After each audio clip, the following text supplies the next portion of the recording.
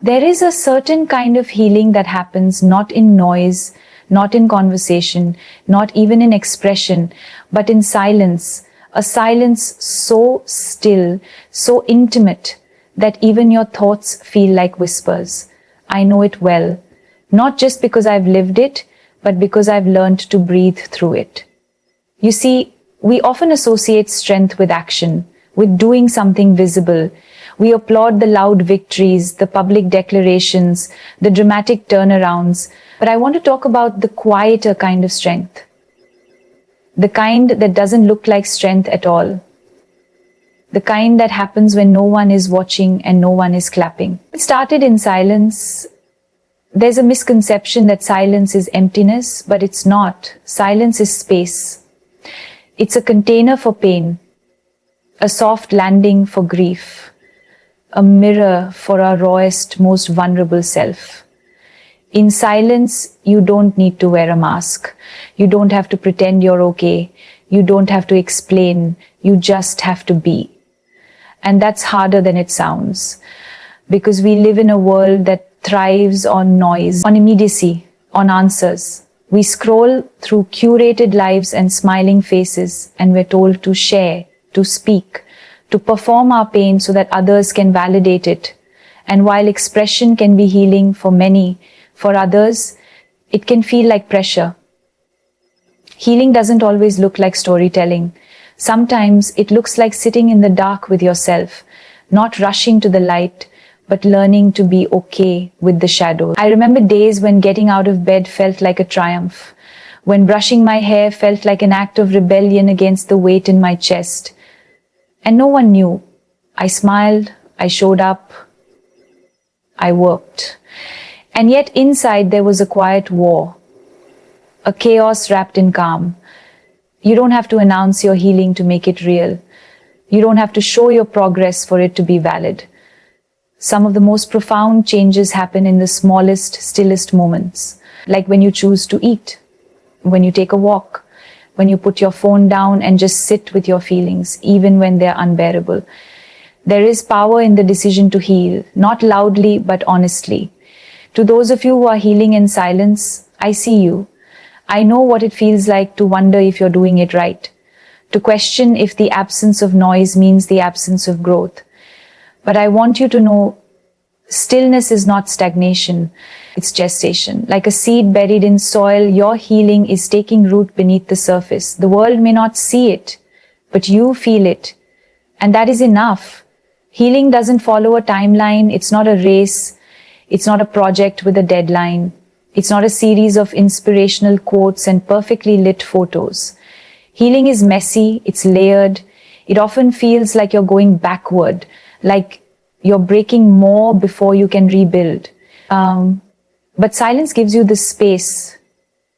You are still healing, you are still worthy, you are still strong. We must stop romanticizing resilience that is loud, visible, and performative. Strength is not always in the comeback.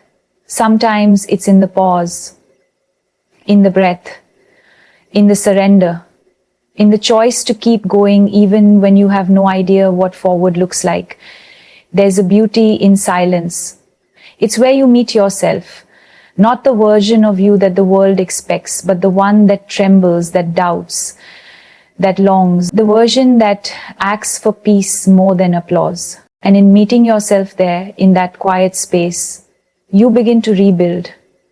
Gently, slowly, kindly. I have spent years learning this, learning that healing is not about erasing the pain, but about learning to carry it differently. Learning that my scars are not signs of weakness, but evidence of survival.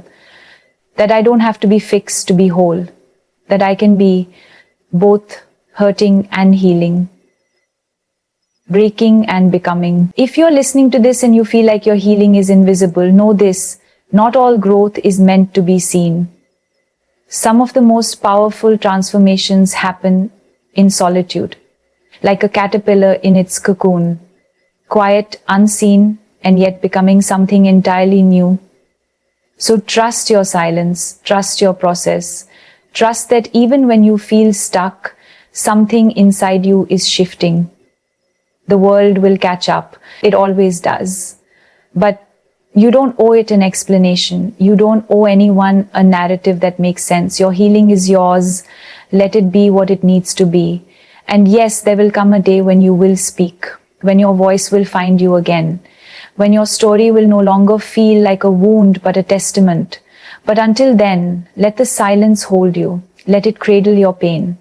Let it teach you that you are enough.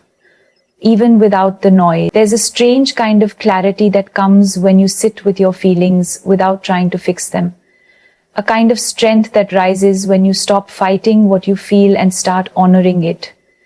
That's what silence gave me. Not answers, but understanding. Not solutions, but peace. If you take nothing else from this, let it be this. Healing in silence is not weakness. It is grace. It is wisdom. It is love. The kind you offer yourself when the world forgets to. We all want to be seen, to be heard, to be held.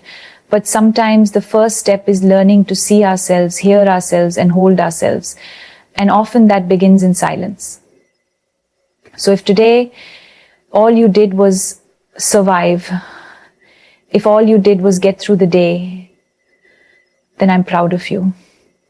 If you cried and no one saw, if you smiled even though your heart was heavy, if you sat in your silence and simply breathed, not loudly, not perfectly, but deeply, and that in itself is extraordinary. You don't need an audience to matter. You don't need applause to be enough.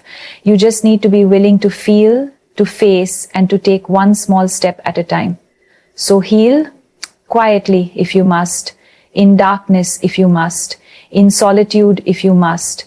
But do not doubt for 1 second that your healing is real, even when it's silent. Because sometimes the most powerful things grow in the quietest places.